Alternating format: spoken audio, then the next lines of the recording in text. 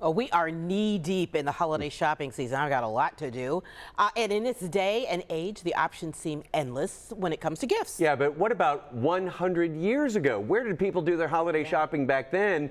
And what sort of gifts were they buying? Well, we're throwing it back on this Thursday with a Cincinnati Curiosity. 100 years ago, in 1923, holiday shopping in Cincinnati meant a trip downtown, usually by streetcar.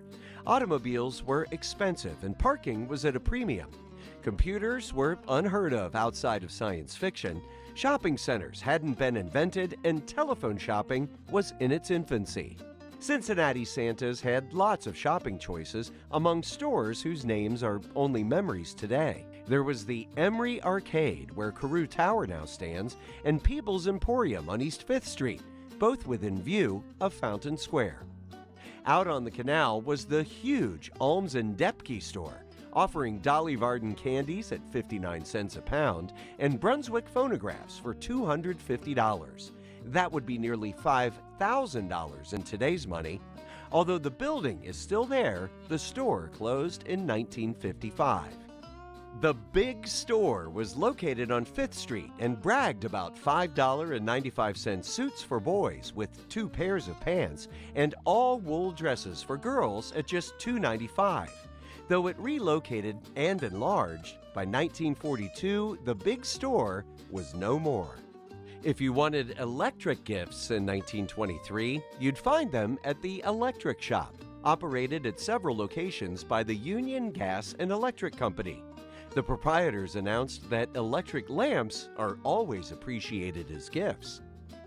The big toy fad 100 years ago was a doll that said, "Mama," on sale for only $1.95 at the Fair Store, located at 6th and Race Streets.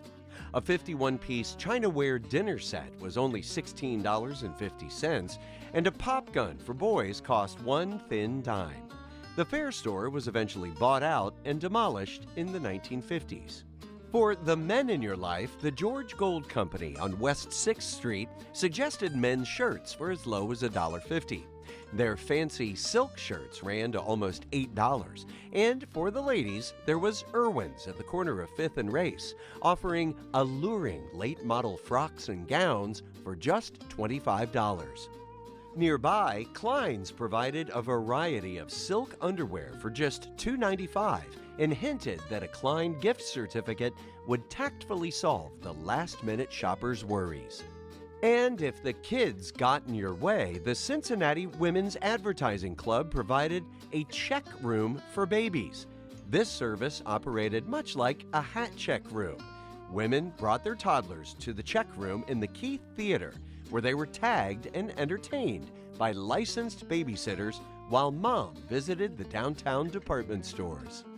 All right, let's keep the nostalgia going. I'm joined by Greg Hand with Cincinnati Curiosities. Always great to see you, Greg. So I have to ask now, so what about department stores that we might remember, like Shillitoe's, Pogue's, and McAlpin's?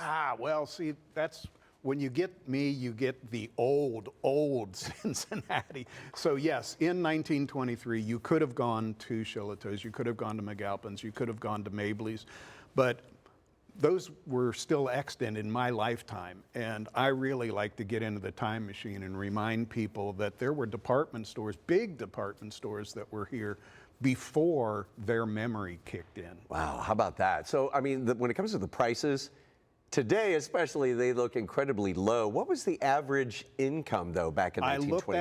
I looked that up. In Cincinnati, you were considered to have a really good middle-class income. If you earned $2,500 a year, $3,000, you were really comfortable. Wow. And so a lot of these prices really may have hit them a lot harder, especially those phonographs. $300 phonographs when you've got a $3,000 salary, that's a considerable investment in your entertainment system. Oh, no kidding. Oh my gosh, and that making that much money in a year, I'm sure people watching going, well, my rent is close to that these days. So we have to ask, though, I mean, was it possible, could you shoot your eye out with that pop gun? With that particular pop gun, you may have had difficulty shooting your eye out. But in 1923, there were so many pop guns, air rifles, BB guns, that sort of thing sold in Arlington Heights that the mayor of Arlington Heights put out orders to the constables to confiscate any weapons he saw the boys in the neighborhood using because they were creating so much of a disturbance. Unbelievable. Well, Greg, we really appreciate you coming in. Always great exploring these Cincinnati curiosities. Happy holidays to you and yours. And actually, I know recently celebrating a birthday. Maybe we can go to the Five and Dime and get a pop gun. There you go. I'd take it. All right. Thanks, Greg. Good to be here.